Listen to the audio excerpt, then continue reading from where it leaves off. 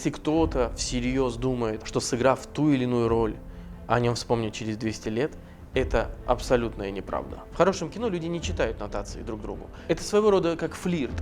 Нам лучше, чтобы это было в веселой форме. Когда ты делаешь, может быть, не до конца успешную работу, Вы можете сделать какой-то потрясающий большой фильм, но всегда найдется человек, который поставит это под сомнение. были какие-то тобой допущенные ошибки, Общение с отцом настоящее, то есть когда мы можем вместе смеяться, оно началось вот во взрослой жизни. Это вопрос приоритетов. У меня очень просто, что каждый день где-то в 9:30 утра я, жена и дочь, мы идем гулять. очевидно, что ты эмоциональный человек. Меня обманывали там финансово, то я не был в этом подкован, я был просто безграмотен. Базово никаких шансов у меня не было стать Сариком Андреасяном сегодняшним. Добро пожаловать в качестве почетного гостя проекта «Законы жизни». И я хочу тебя спросить, пока сейчас не про законы и не про жизнь, а про твою личность, про твою профессию. Каково быть режиссером? Знаешь, я думаю, что во многом это романтизированная профессия. Я всегда говорю, что, ребят, то, что вы смотрели кино, где режиссер безумец, бородатый, с намотанным шарфом бегает и кричит, то есть это зачастую просто, конечно, выдумка.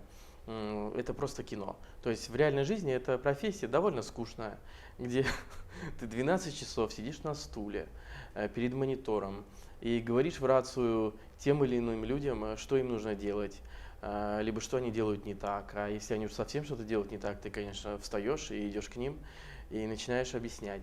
Но, конечно же, в целом я замечал такое, что люди не из кино, когда приходят на съемочную площадку, они всегда очень удивляются, почему так скучно. То есть потому что действительно это тяжелый труд в плане того, что это много ожидания. То есть режиссера должно быть колоссальное терпение. Это самое сложное. И я до сих пор не могу к этому привыкнуть, потому что у тебя встает артист в кадр, и ты делаешь несколько дублей, допустим, а все остальное время ты ждешь, пока люди снова поставят кадр. Ну, как люди, да, это опять же, это твой оператор и так далее, твоя команда.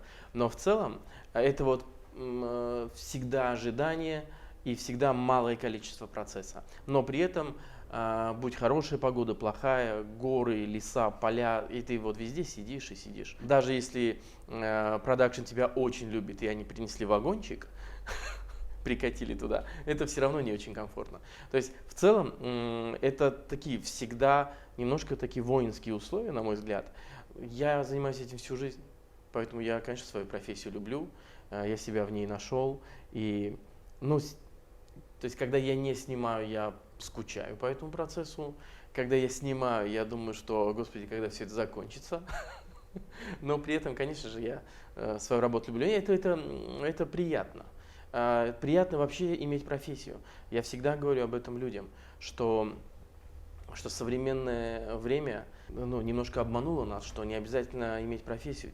Достаточно просто, я не знаю, там, станцевать на камеру, либо там, совершить какой-то поступок, я не знаю, прыгнуть с парашюта, и все тебе будут говорить, и ты хайпанешь, либо еще что-то. Но в целом это все сиюминутные дела. Когда у человека есть профессия, он всегда будет счастлив. То есть я думаю, что профессия – это часть самореализации. То есть неважно, будь то режиссура, журналистика, строительство – это профессия.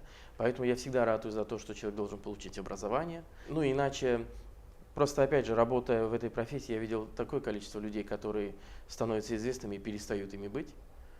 Все почему? Потому что, они не совсем понимают суть того, что это вот профессия надолго. По идее, любая профессия, если ты ей обладаешь хорошо, то это должно быть надолго. Я абсолютно согласна, что хорошо иметь профессию. Вот ты сказала такую ключевую фразу: не что-то сделать наскоком, непрофессионально, на злобу дня, а вот найти что-то, этому обучаться ремеслу и исполнять качественно и длительно. И я вот сейчас задумалась, а вот если бы не режиссером, кем ты мог бы быть? На самом деле я, когда заканчивал школу, я учился в неплохой школе, хоть это было и в Казахстане, там по тем временам это была школа-гимназия, и с гуманитарным уклоном, там, с уклоном английского и так далее. Английский я так и не выучил, то есть я очень сильно старался и даже на нем говорю, но я считаю, что это не английский, то, на чем я говорю. И Я изначально поступил на два факультета. Я подал документы на факультет журналистики и подал документы на факультет истории и географии. То есть в целом мне очень нравилась история. Я в принципе где-то в глубине души был готов быть учителем истории. Да, то есть мне всегда нравилось читать, мне нравилась история, у меня всегда были хорошие оценки по этому предмету. И я думал, что в моем маленьком городе не было режиссуры. Я хотел быть режиссером, но там не было этой профессии. Ну, то есть в городе с населением там 120-150 тысяч человек не существует вуза, который обучает вообще кино. И, в принципе, люди даже не подозревают, что это. И, соответственно, когда тебе 16 лет, там 17, куда-то ехать, это все равно большой страх. И денег зачастую нет. Соответственно, я вот поступил, но я поступил на журналистику, но через год я передумал и уже поехал в Москву на режиссуру. То есть, грубо, я всю жизнь просто занимаюсь режиссурой именно, то есть с 18 лет. А вот уже в осознанной жизни, вот сейчас я, как бы это странно ни звучало, почему-то я увлекся тем, что я люблю смотреть футбол, там большой теннис, еще чего-то. И я вдруг понял, что, наверное, в какой-то другой жизни я был бы спортсменом с большим удовольствием. Я, кстати, могу себе представить. Тебе подходит ракетка там или футбольный мяч? Я даже хожу на какие-то тренировки по большому теннису, но понятное дело, что в моем возрасте люди с этим заканчивают, поэтому я просто это имитация того, что я этим занимаюсь. Но дело в другом, что я просто занимаюсь именно творчеством, понял такую вещь, что я люблю профессии, где есть точный результат. Грубо говоря, когда вы играете в футбол и вы победили, это точный результат. То есть на табло зафиксировано, что ваша команда победила. Или вы когда играете в теннис, вы победили. В творчестве понятие успеха, провала и так далее, это все очень размыто. Потому что вы и любой провал можете выдать за успех, и любой ваш успех люди могут выдать за провал. То есть потому что очень размыты границы. Как это вот можешь уточнить в моменте, как можно провал выдать за успех, когда это очевидно? Это все вкусовщина, потому что кому-то кино может понравиться, а кому-то нет. И всегда, то есть, в отличие от спорта, где есть точный результат, в кино есть вкусовщина. То есть вы можете сделать какой-то потрясающий большой фильм, но всегда найдется человек, который поставит это под сомнение. Просто потому, что он не понимает. Или он так сделал специально, потому что творчество не обладает точным результатом. То есть мы можем долго спорить, Малевич это хорошо, это интересно, или это просто хайп, да, допустим, там Кандинский это творчество, или это просто вот там какие-то странные зарисовки и так далее. То есть и можно об этом долго говорить. А в спорте все понятно, гол был, либо не было. Подожди, пожалуйста, вы знаешь, вот такая мысль появилась вот насчет технического процесса. Если к творчеству относиться с позиции технического процесса, то там есть какие-то такие отработанные этапы, и в конце результат нравится, не нравится. Но я слышала такое мнение, что если есть какой-то любовь божественная, там какой-то промысел, особенный вклад во что-то, то картина имеет сразу другую ценность, если брать, например, картину художественную. Также, наверное, и с фильмами. Вот как ты к этому относишься? Если вкладываться по-другому, на другом уровне, прям душу свою, может быть, там тогда от этого зависит? Я просто считаю, что невозможно измерить душу. То есть невозможно измерить ваш внутренний вклад. То есть нету никакого градусника или термометра и так далее касательно этого. Безусловно, там, если я делаю Онегина или вот я сейчас делаю сказку о царе Салтане, для меня это намного важнее, чем, возможно, там какой-то там мой же сериал, да, который я делаю там технически, я его отдаю, я получаю за это деньги и живу, да, допустим. Но измерить я это не в состоянии. То есть я все равно ко всему этому отношусь очень профессионально, и я понимаю, что это моя работа, там моя фамилия, и я максимально стараюсь сделать все, чтобы это было классно. Но понятное дело, что, понимаете, вы можете вложить душу там, в фильм ужасов, а, допустим, фильм ужасов не так сильно люди любят, к примеру, и никто не заметит, что вы очень сильно вложили туда душу. Поэтому я говорю, что это невозможно измерить. Конечно же, во всей этой истории, что я говорил, что это ремесло и это во многом и техническая профессия, в этом есть талант. безусловно, и талант, и любовь, и душа. То есть, если это делать просто роботизированно, Да. то, конечно, это не сработает. Но для этого уже есть нейросети, для этого режиссер не нужен. Ну, грубо. Да. То есть мы бы в будущем тогда смогли бы и монтировать кино, и озвучивать, зачем нам руки чьи-то, да, или бы чья-то голова. Поэтому душа во всем этом, безусловно, присутствует. Но я, как человек уже взрослый, я не могу этим апеллировать. Ну, то есть, и не хочу, как будто бы это несерьезно, потому что это мой внутренний мир, а когда я выхожу, я не знаю, в бизнес-сферу, да, я там свое кино все равно должен продать, презентовать и так далее, конечно же, я опираюсь на те вещи, которые заложены непосредственно в кадре, я не знаю, там, физически, в продакшене, в масштабе, в бюджете. То есть, потому что я не могу сказать людям, приходите, я вложил в это душу, и, допустим, не показать им постер. Я поняла. Да. И в целом это... То есть такое сочетание получается и творца, и художника, но при этом еще бизнесмена и продюсера, который должен все это сделать продуктом, который Просто купится, да, по идее. Так? Кино — это совокупность всех видов творчества. Я всегда говорю, что грубо, чтобы написать сценарий, вам не нужно много денег. Вам, в принципе, нужен лэптоп и приложение. И вы там сидите и печатаете. Ну, там еще, наверное, кофеечек, да, там, если вы не хотите спать по ночам. Или для того, чтобы нарисовать картину, это только ваша рука, кисть, мольберт, вот какой-то ваш талант. Кино — это совокупность всего. Это изобразительное искусство, это и звук, это музыка, это композиция, то есть это все вообще. И за этим стоит не просто один человек. Почему я говорю, что режиссер довольно романтизированная профессия? Потому что я могу просто доказать, что без хорошего оператора хороших режиссеров не существует. Потому что если вы хороший режиссер, но ваш оператор абсолютно бездарен, вы ничего хорошего не сделаете. Это просто доказанные вещи. А уже я молчу про художника, про реквизиторы. Это все люди с единым там потоком мышления, ну, как минимум там в этом жанре или в этом промежутке жизни, которые делают продукт, давайте его так назовем. Поэтому кино — это очень дорого. И, если мы говорим про кино как про, то есть, чтобы им заниматься много, надо, чтобы оно окупалось. То есть вы не можете постоянно делать кино, которое не приносит денег. Ну, то есть, я не знаю, не существует, это что за благотворительный фонд? Такого нет. Почему я произвожу много кино? Потому что то есть я сделал так, что мои фильмы окупаются. И поэтому я могу себе позволить производить много фильмов. А кто-то производит там в 5 лет один раз, вот он ходит, ищет каких-то, я не знаю, спонсоров, какие-то фонды, еще чего-то, и тоже говорит, что он сделал это с душой. Ну, то есть я просто не знаю, в принципе, людей, которые пришли в творчество бездушными. Такого не бывает. Конечно, и никто никогда не собирается 200 человек, чтобы сделать плохой фильм. Такого тоже не бывает. Люди изначально все приходят, чтобы сделать хорошо. Разные предлагаемые обстоятельства, сценарий имеет большое значение, артист имеет большое значение. Я говорю, что это такая огромная совокупность факторов, поэтому я в этом плане немножко на какой-то голливудский опыт и свой, и вообще мировой ориентируюсь, что, как говорил один из продюсеров голливудских, что если вы хотите отправить миру послание, напишите просто письмо.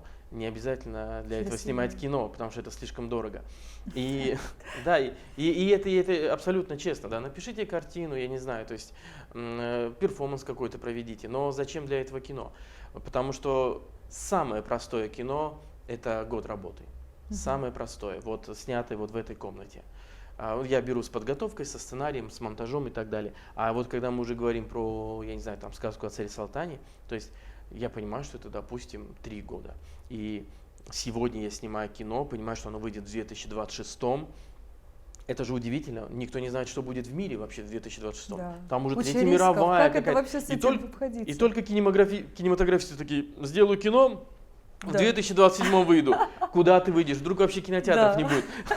И как с этим обходиться? Как вот ты справляешься? Ну, с этой зоной неизвестности. стресс всегда. То есть вот я вот рано проснулся сам, без будильника, потому что стресс, не знаешь, что будет завтра. Ну, потому что мы же все люди, мы читаем какие-то новости, постоянно кто-то кого-то кошмарит. И ты, ну вот ковид когда был, вот мы всегда говорим про кино, вот, а вдруг ковид? Вот у меня вышел Онегин. Наш общий знакомец изволит стреляться со мной.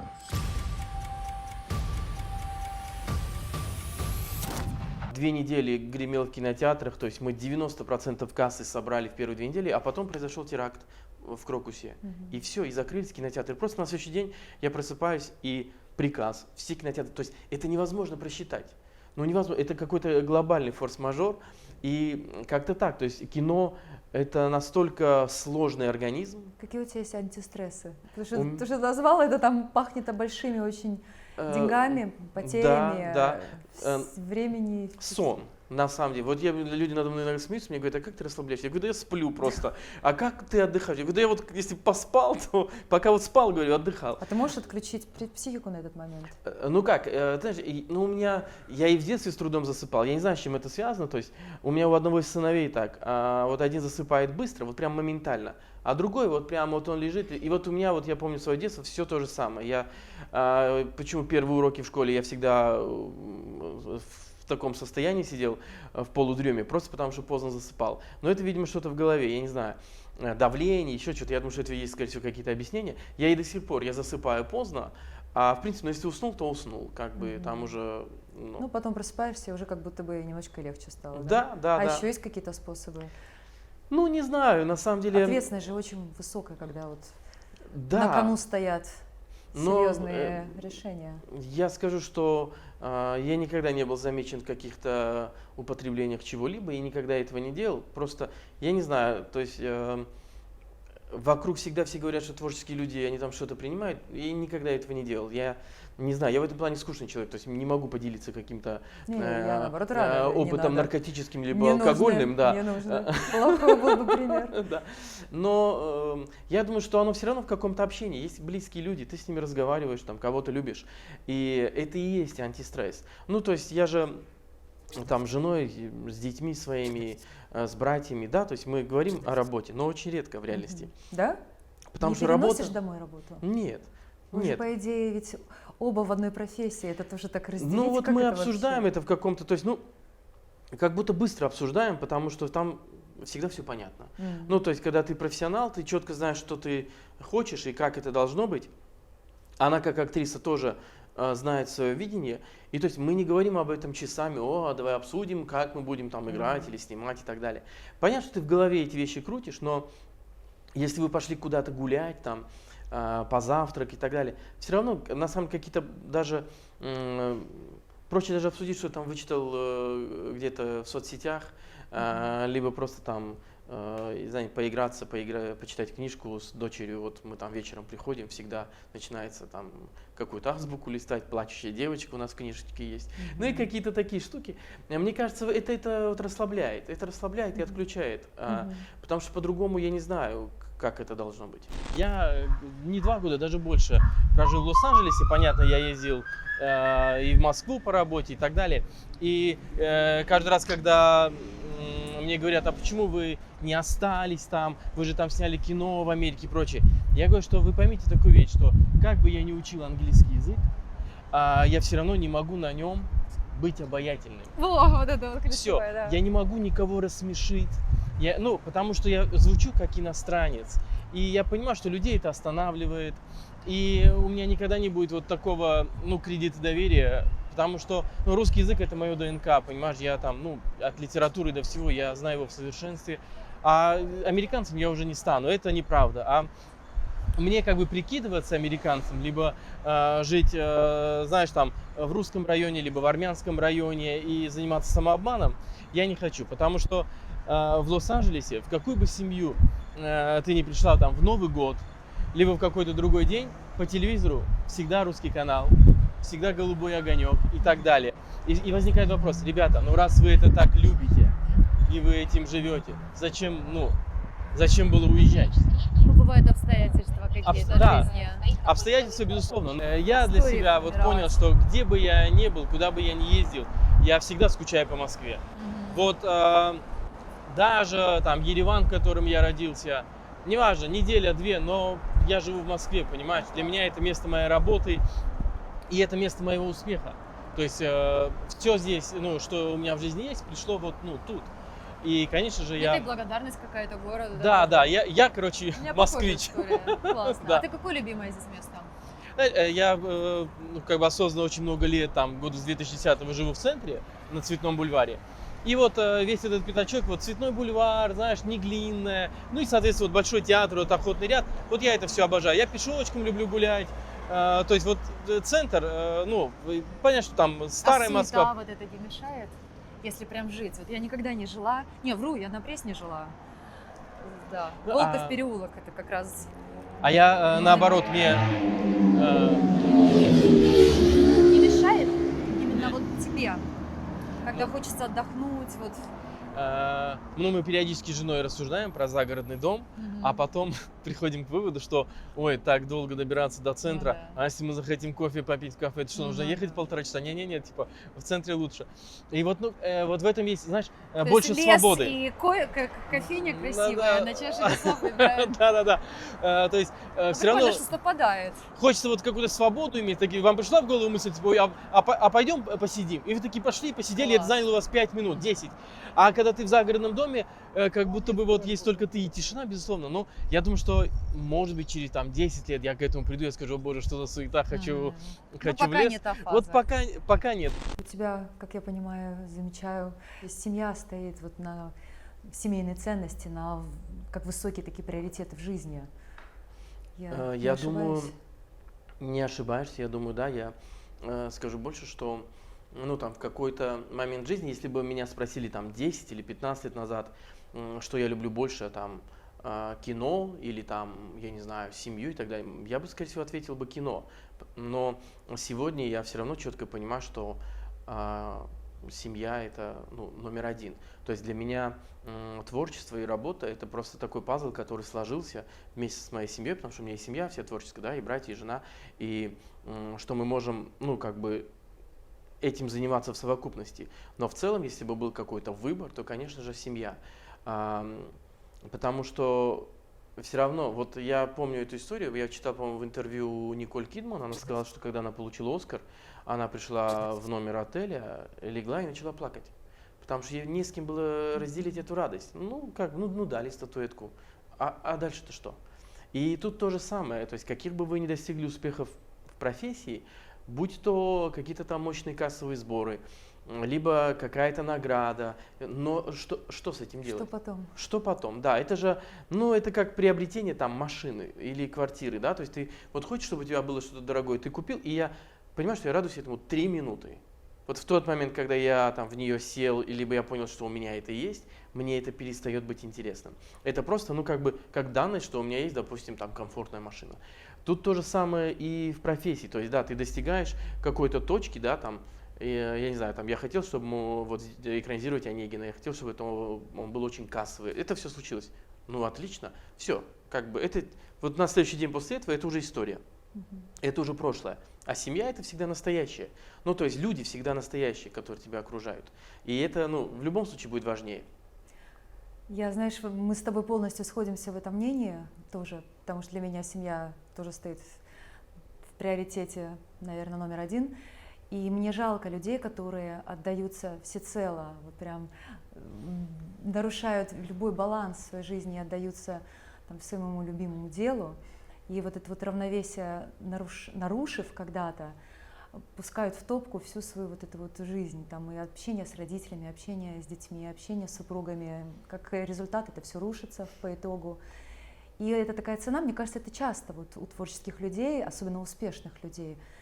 Или это скорее какая-то такая история, которая описана в книжках? Вот ты общаешься с разными людьми, вот с таких с именами, скажем так? Я думаю, что это довольно частная история, но, точнее индивидуальная. Но ты права, что зачастую и вокруг меня, я вот вижу там актрис, допустим, которым, ну, там они там за 30, либо за 40, там нету детей, да, там нету мужа и так далее.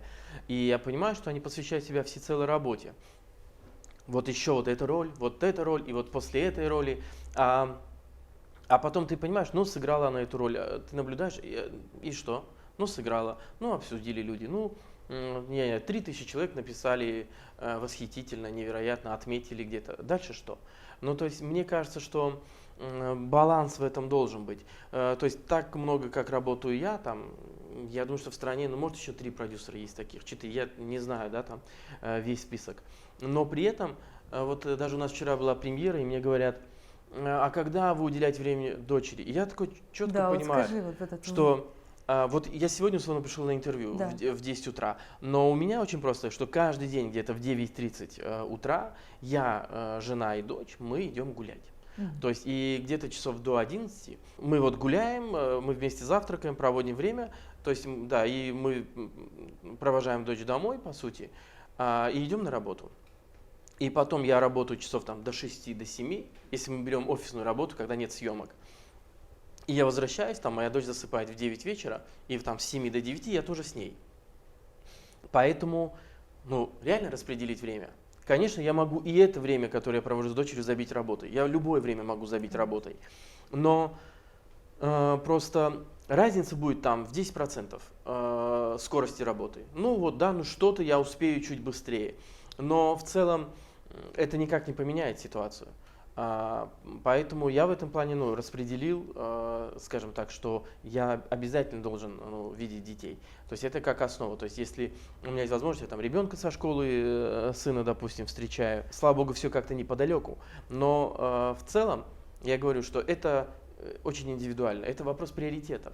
Это как когда человек говорит, что у него там нет времени позвонить или еще чего-то, но мы зачастую понимаем, что звонок, скорее всего, может отнять всего лишь 30 секунд, вряд ли нет времени. А у тебя сразу вот так были расставлены приоритеты или как-то это сложилось с взрослением, скажем так? Люблю рассказывать и рассказывать, что я вырос в довольно строгой семье. То есть моя семья – это классическая армянская семья, в которой есть добрая мама и строгий папа. И я всю жизнь прожил в таком осознании, что папа меня очень любит, но он строг. То есть он не покажет, что он любит, чтобы вдруг ты не был избалованным.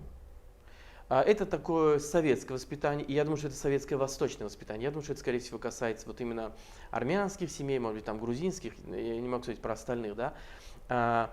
И какое-то мое там общение с отцом настоящее, то есть когда мы можем вместе смеяться, говорить, обсуждать, оно началось во взрослой жизни.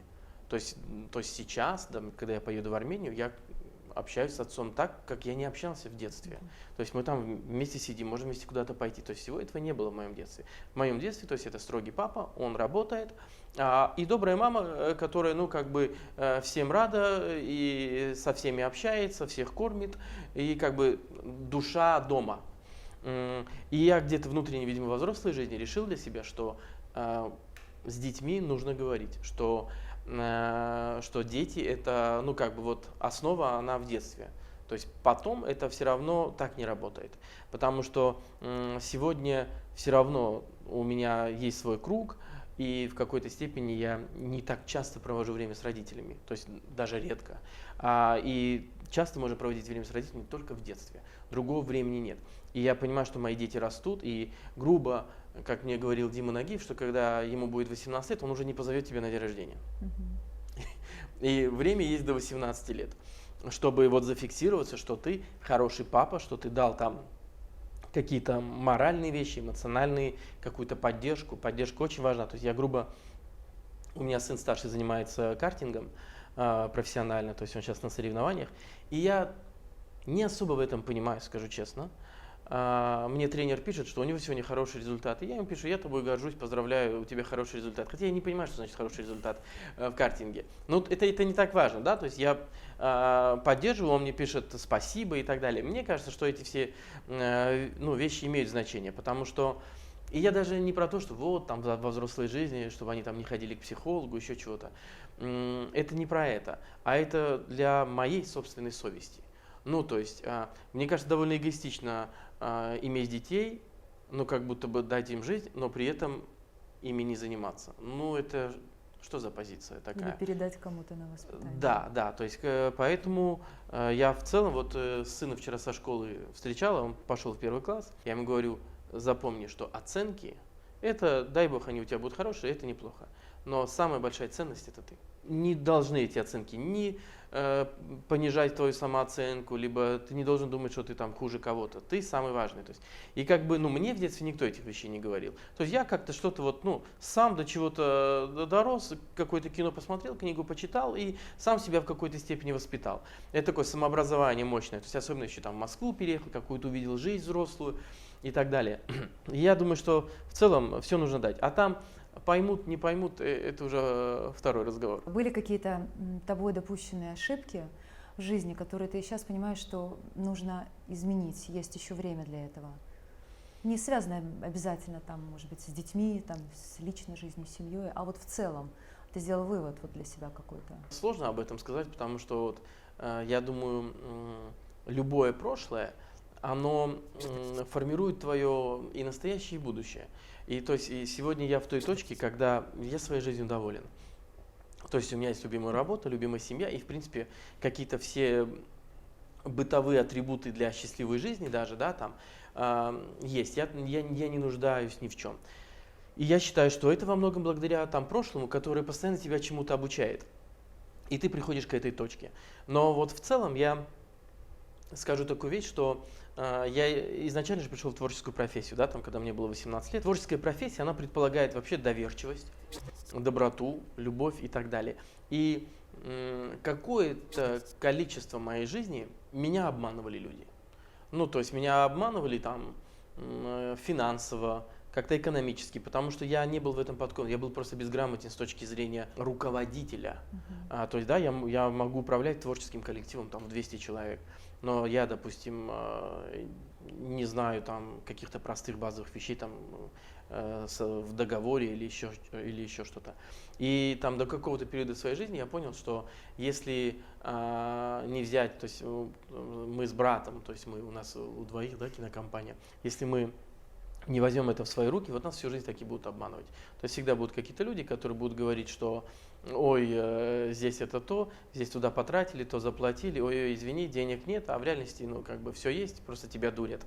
И, возможно, я бы где-то, вот возвращаясь назад, получил бы еще какое-нибудь образование академическое, допустим, там экономическое, да, то есть вот прям пошел бы в университет, где бы меня четко бы научили финансовой грамотности и как вести дела. Просто я к этому пришел спустя, там, я не знаю, 15 лет карьеры и понял, что если у меня не будет своя кинокомпания, что если мы не будем сами ею руководить и так далее, вот мы вот так всю жизнь, наши фильмы будут собирать по $20 миллионов, у коллеги будет яхта в Каннах, а я буду как бы в рваных ботинках этим, мне будут говорить, так это ты просто должен. И я не буду понимать, что происходит. То есть я как бы через это прошел. И вот, наверное, какие-то такие вещи, они могут быть связаны с работой или еще что-то. Но в целом я считаю, что мне жаловаться не на что. Затронул ты тему. Дома есть книжка, там девочка плачет. В общем, эмоции хочу я так, мостик такой простроить, потому что, ну, очевидно, что ты эмоциональный человек. Я тоже, кстати, эмоциональный человек. Ну и вообще это, по-моему, дар такой, когда есть эмоции, но с ними нужно уметь управлять как-то. Вот. Я скажу, что кино меня научило терпению. Угу. Это глобальный дар, я считаю. Это ты не пришел уже терпеливым, ты пришел нетерпеливым. Я до сих пор нетерпеливый, но то есть все равно мы тут просто сейчас были в Геленджике, и у нас были съемки просто. И мы взяли экскурсию по винодельне. И вот женщина, которая занимается вином, она нам объясняла, говорит, что вот это вино мы ждем 8 месяцев. Я говорю, сколько? Она говорит, 8. Я говорю, то есть вы что, правда ждете 8 месяцев? Ну, то есть я понимаю, что вот я вот на нее смотрю, я восхищаюсь. Я бы на третий день бы уже, да плевать, там оно хорошее, плохое, неважно, пьем. Это характер. И точно так же у меня на съемках, я постоянно начинаю в рацию, если я долго жду, я начинаю в рацию говорить, что я уже забыл, куда я пришел, на каком проекте я работаю, что происходит, вот это все. И все как-то ускоряется. Да. Ну, если не скажешь, они всегда все будут делать медленно, это удивительно. Но в какой-то бытовой жизни я могу быть вспыльчивым, но зачастую мои близкие знают, что если я даже вспылил, это не по-настоящему. Что я в реальности ничего плохого не имел в виду. Потому что вот это вот какой-то эмоциональный порыв, он может длиться 5 секунд. А потом я опять успокаиваюсь. То есть есть же люди, которые держат в себе, они что-то вот это вот и прям живут с этим, крутят, и это на них давит. То есть мне, в принципе, проще сказать. И, в принципе, мы с женой тогда договорились, что Если что-то, ну мало ли, мы же все люди, где-то что-то ты не так сделал, либо как-то внезапно обидел, бывает. И это мы просто это проговорим и как бы побухтим, но это уйдет. А не так, что это вот будет копиться, копиться. У меня так получилось, что в семье у нас практически все девы по гороскопу. Я делаю. У меня, кроме среднего брата моего, он телец, все остальные девы. Старший брат, сестра, мама, папа, я. И как бы я вот по своим родителям понял, что вот они, допустим, они держат в себе. Это такая...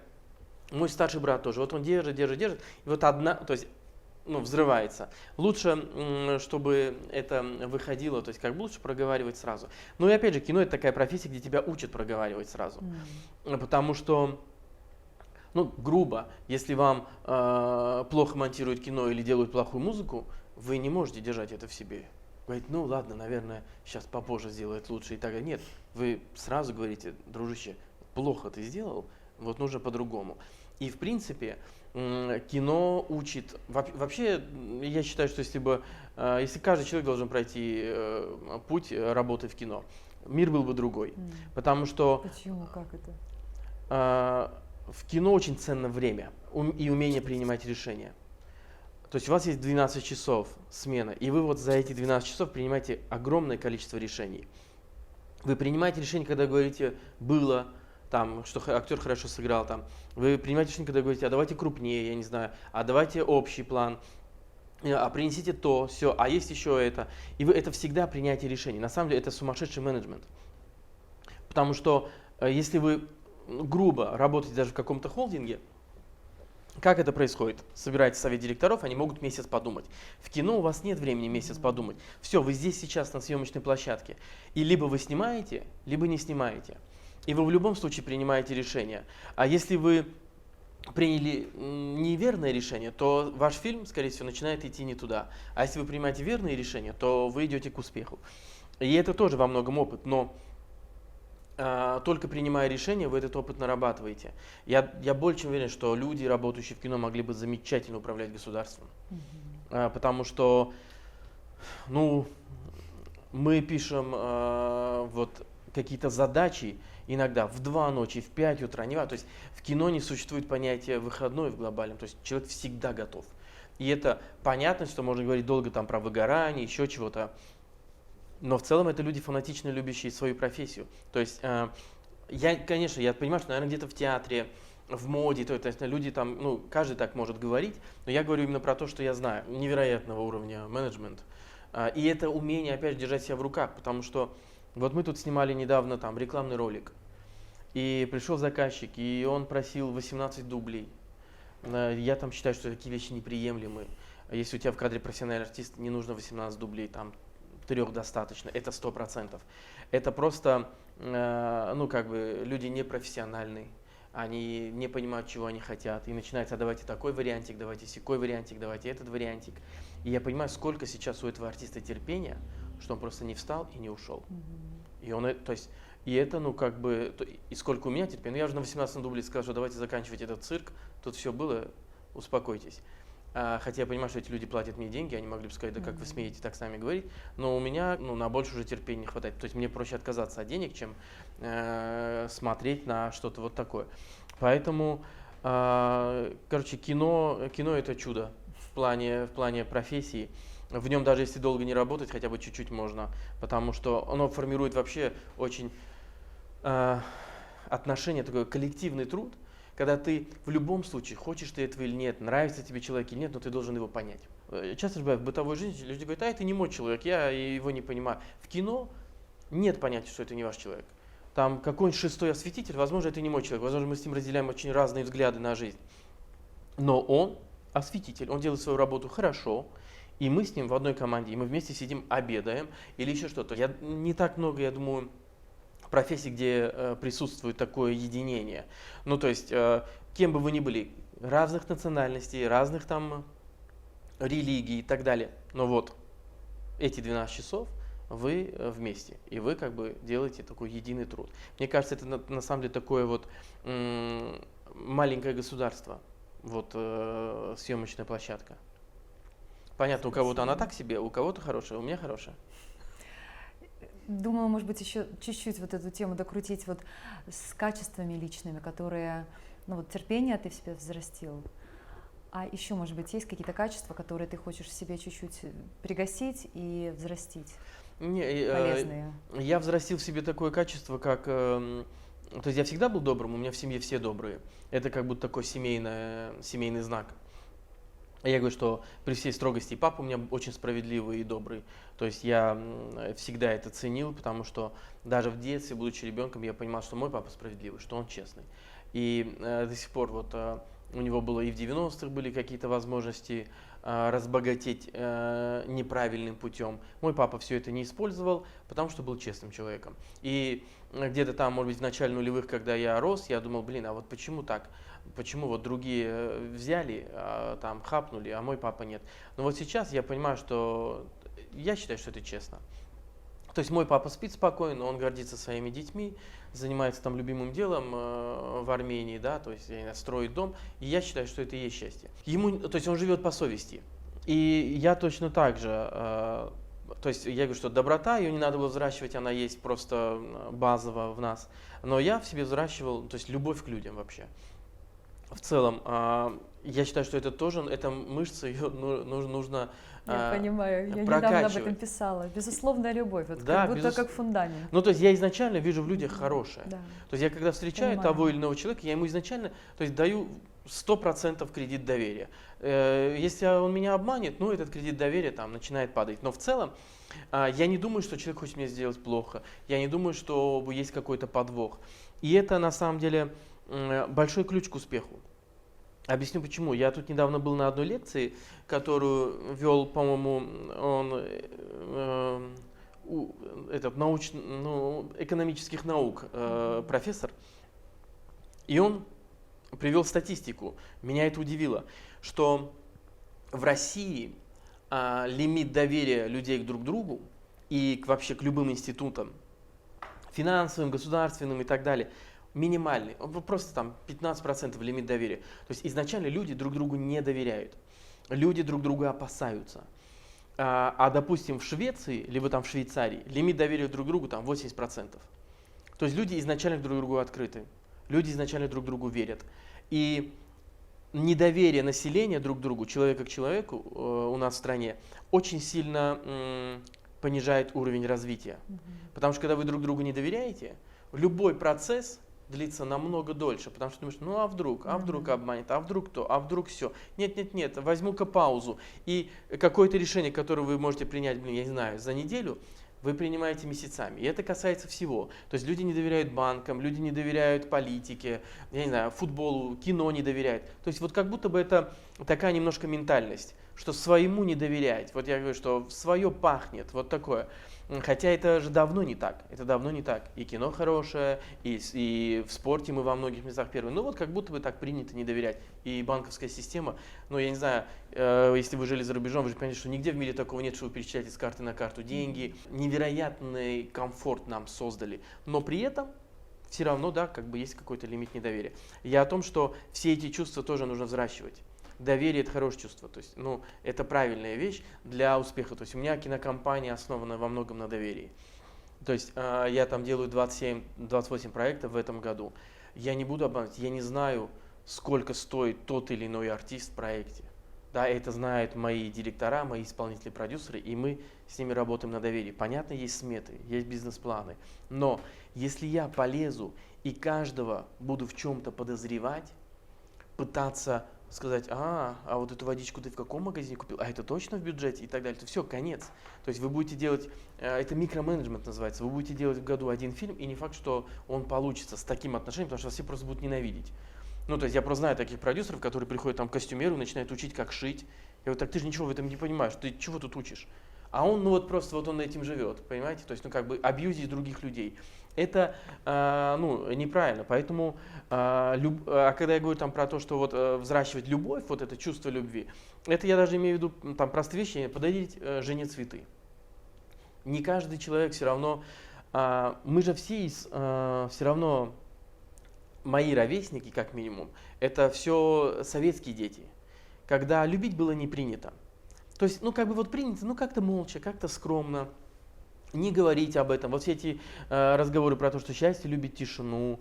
И вот потом, слава богу, стали появляться шутки, что тишину любит сторож на кладбище, а про счастье говорить можно и так далее. Поэтому я думаю, что людей нужно, близких, любить, радовать в меру своих возможностей, безусловно. Я в школе увлекался Наполеоном, то есть когда я говорил, что историей мечтал заниматься, я там много читал каких-то о нем книг, и даже писал какую-то там научную работу в университет, уже не помню про него.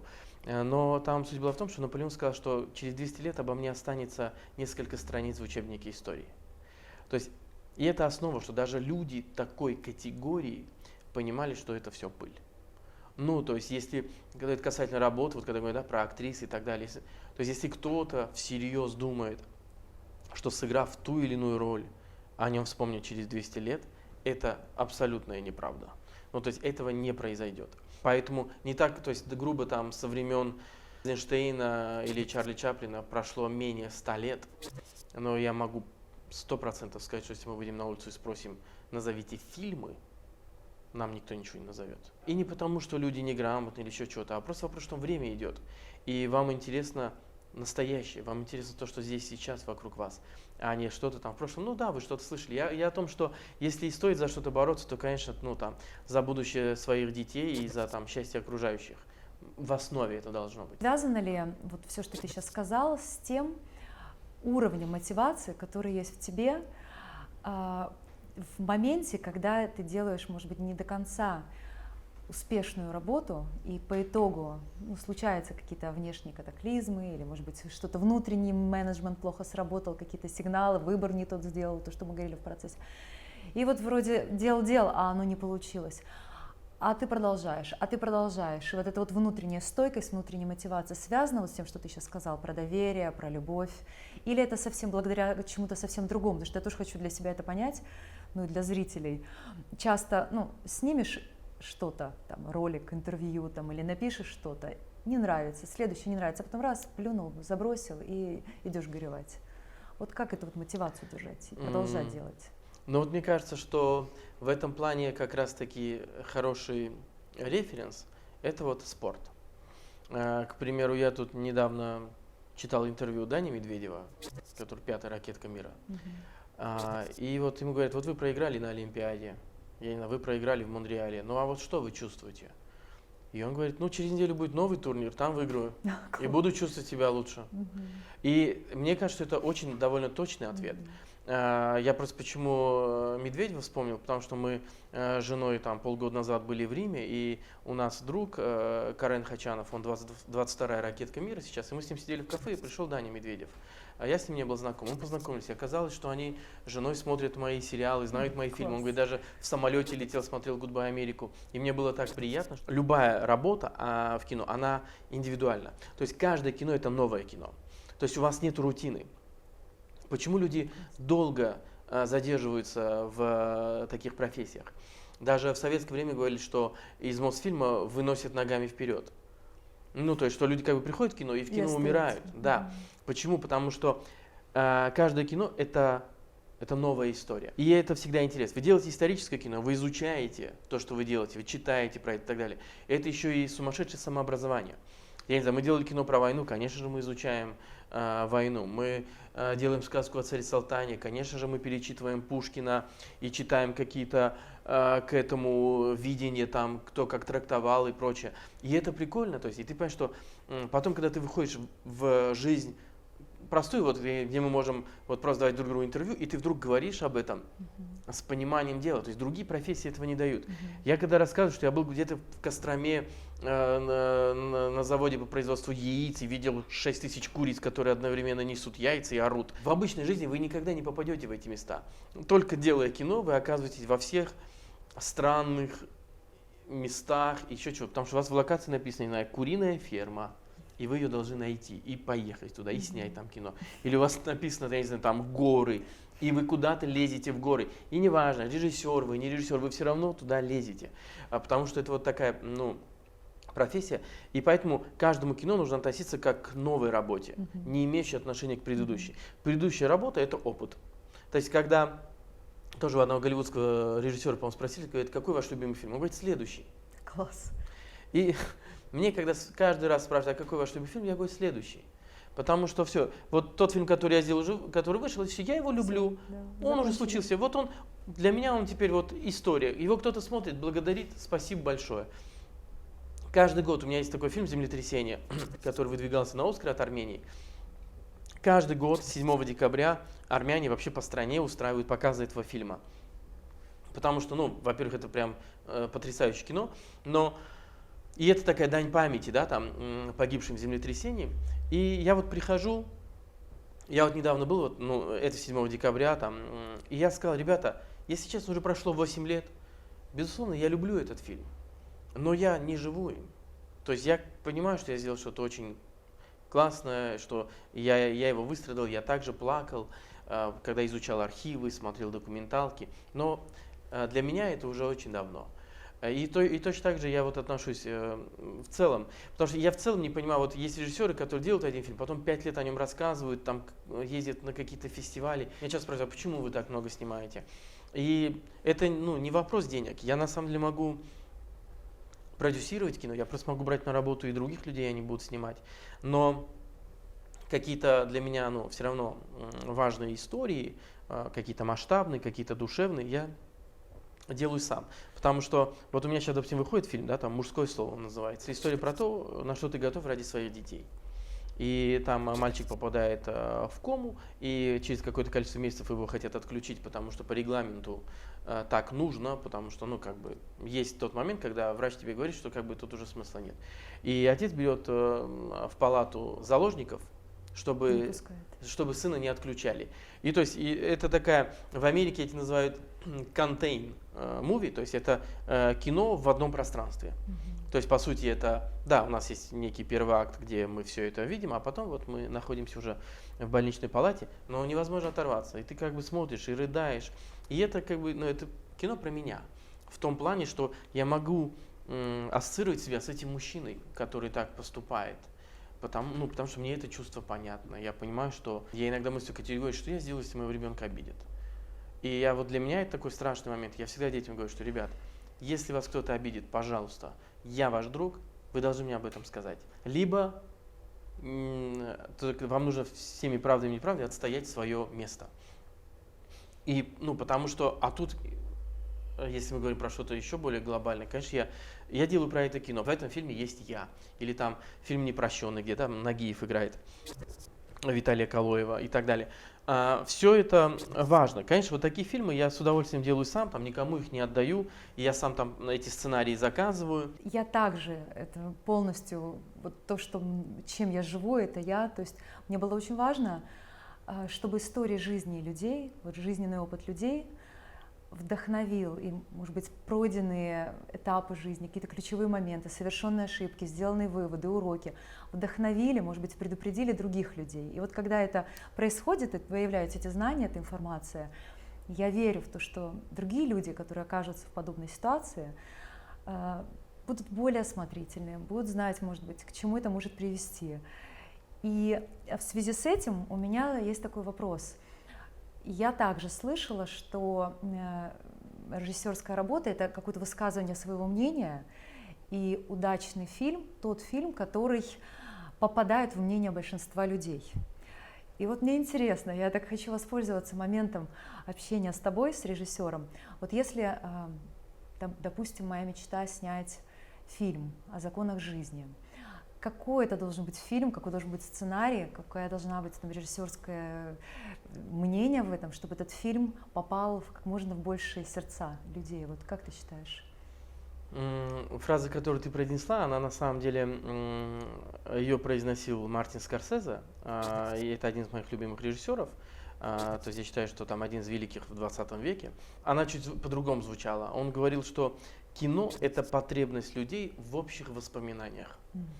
То есть я это чуть переиначил и говорю, что кино — это потребность людей в общих эмоциях. Мы все, допустим, понимаем, что такое любовь к маме. Мы все понимаем, что такое потеря близкого. Там, мы все понимаем, что такое, ну, как просто боль. Да? Мы все... То есть я о том, что чем больше в фильме общих воспоминаний, тем фильм успешнее. Зачастую. Я всегда привожу пример, когда мне начинают говорить про какой-то фестивальное кино и прочее, я говорю, что почему фестивальное кино, либо артхаус, никогда не будет популярным. Почему это никогда не выйдет за пределы там 2-3 залов там, на 300 человек или там в какого-то одного кинотеатра в городе. Почему? Потому что это всегда странные истории, которые не попадают в людей, где ты зачастую не очень понимаешь героя, не очень понимаешь его мотивации. Зачастую это такие фильмы. Безусловно, есть исключения. Но когда вы смотрите грубо там список Шиндлера, допустим, вы понимаете, что такое самопожертвование.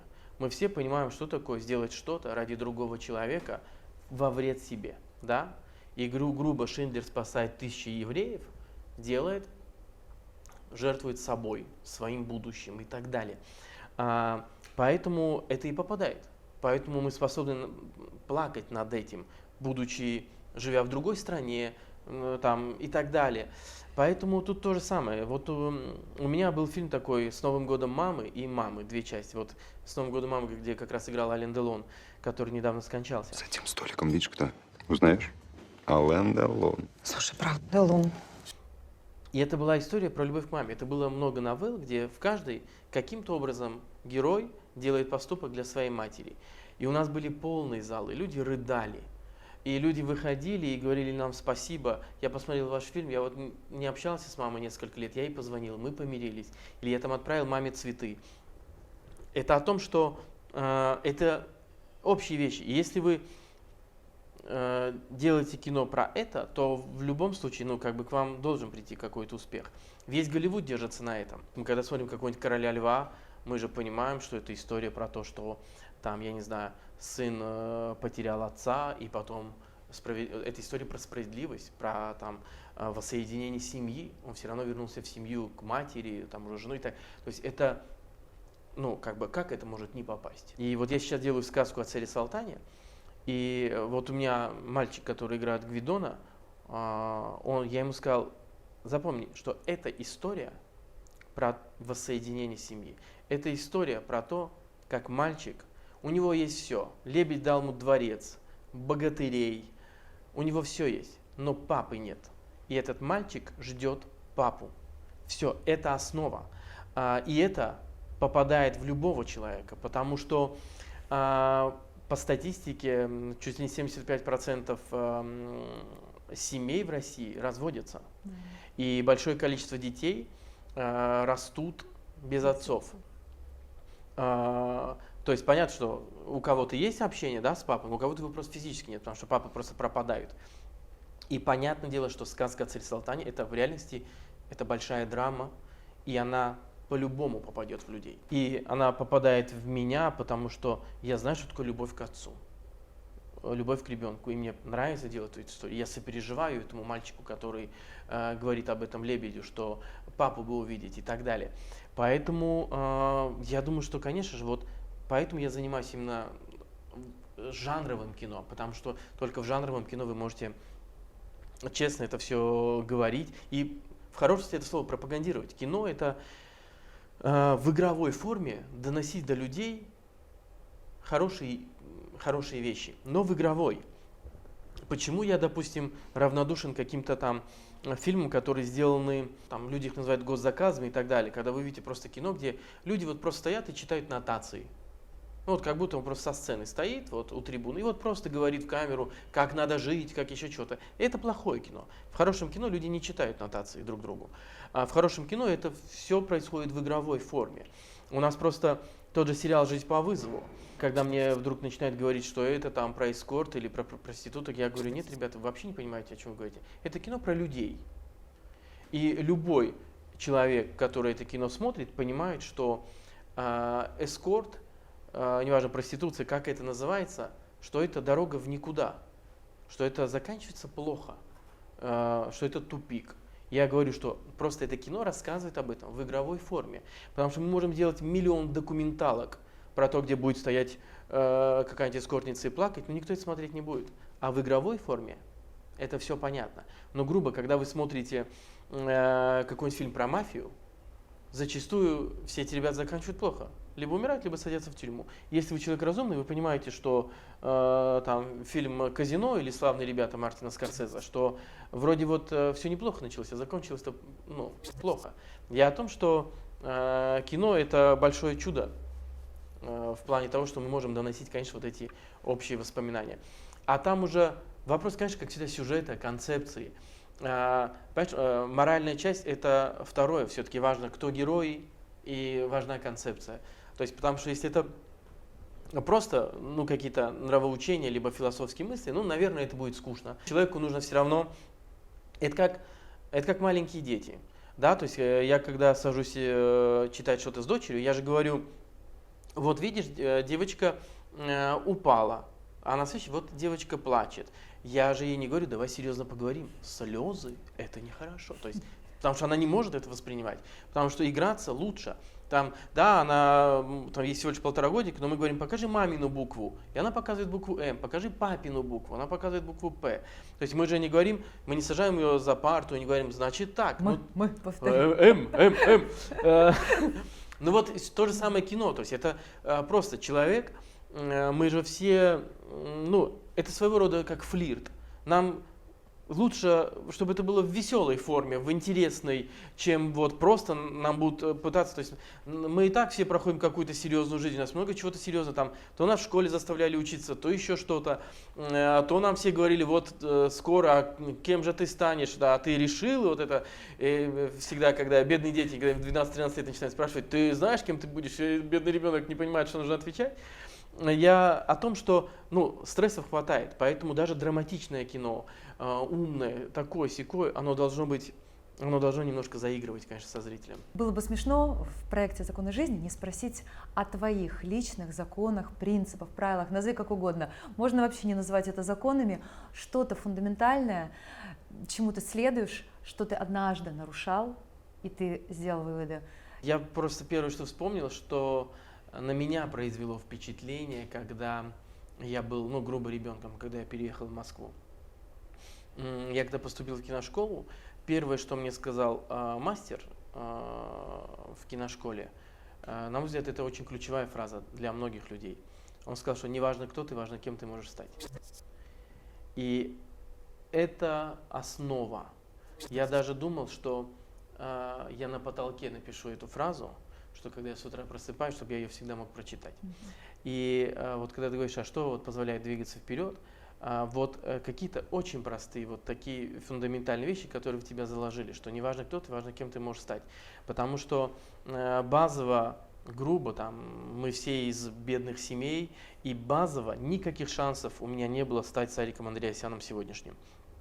Потому что это не предполагалось ни для мальчика из Еревана, ни для меня, живущего в Казахстане и так далее.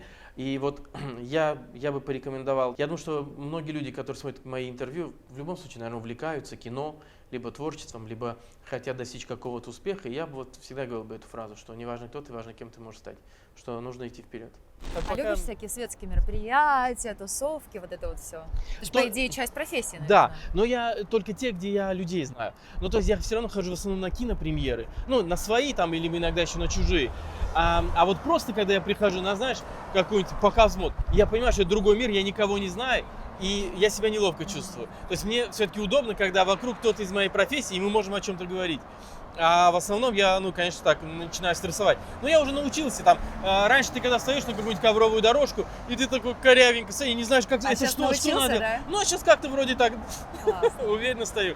Понятное дело, там вот у меня жена актриса, она это умеет там невероятно и как спозирует. Она обучалась, как это вообще? Да, она закончила щепку, то есть. Я имею в виду то, что как актриса обучалась, да, я имею в виду вот эти навыки самопрезентации. Вот они как-то есть у актеров, понимаешь, вот когда их учат 5 лет пластике, голосу, всему. Вот, владение телом, да, вот они все это умеют. Это вообще, в принципе, профессиональный актер, у них вот есть пластика, понимаешь, их же не зря учат, там, когда начинается, а покажи кролика, а покажи пантеру. Мне и так далее. Мне кажется, это навык вообще нужный, вот то, что режиссером побыть каждому бы стоило, чтобы качество жизни, и вот уже актриса немножечко так... Побыть в какой-то чужой шкуре и уметь себя... Да, это же тоже, кстати, умение себя, в хорошем смысле это слово, продать, презентовать, любить себя. Это же тоже часть. Слушай, вот этой профессии. Я сейчас знаю, что я вот когда брала интервью у актрисы, я поняла такую вещь, что человек настолько много играет и перевоплощается в разные роли, что в простой жизни хочется, ну, максимально вот как-то по-простому и типа быть собой. А вопрос вот, актриса знает, кто она, когда она постоянно надевает на себя чужие роли? Как вот это понять вообще, какая я? Но мне кажется, что Чтобы это снять лишнее. просто люди разные. Понимаешь, Есть- вот мысль, Да, да? есть артисты, которые действительно, ну, как бы, они не умеют по-другому. Они действительно максимально пытаются быть тем человеком. А есть вот такие прям гиперпрофессиональные артисты, которые вот маску надел, сыграл и тут же ее снял в перерыве. Ну, как бы вот умеют это. Это как я читал интервью, что что даже Дэниел Дэй-Льюис, ему все-таки иногда надо пить кофе и рассказывать анекдоты, что в перерывах между съемками, то есть он не всегда ходит в образе. Это о том, что это немножко такая наигранная история, когда артисты очень долго рассказывают, как они там это проживали. Все равно профессиональный артист четко делает свою работу. Жизнь там игра, и все мы в ней актеры, вот такое существует Да. мнение. Вот как ты, профессиональный человек, у которого супруга актриса, вот ты такого же мнения придерживаешься, что в обычной жизни обычным людям нужно уметь играть, и вот быть актером, как-то перевоплощаться, что это дает какую-то легкость, драйв в жизни, Но я думаю, что проходить какие-то невзгоды быстрее. вот эта фраза, по-моему, Шекспира, да, то, что весь мир театр, все мы в нем актеры, она, наверное, все-таки предполагала то, что человек, то есть человек это существо адаптивное, и что как бы тебе как человеку нужно уметь подстраиваться под любые случаи, которые произойдут в жизни. То есть, да, как хамелеон. То есть актер это же хамелеон, который может менять, я не знаю, цвет, да.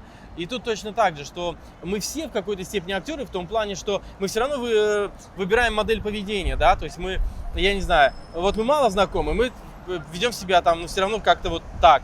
А в семье дома ты все равно ведешь себя, наверное, более открыто, расслабленно.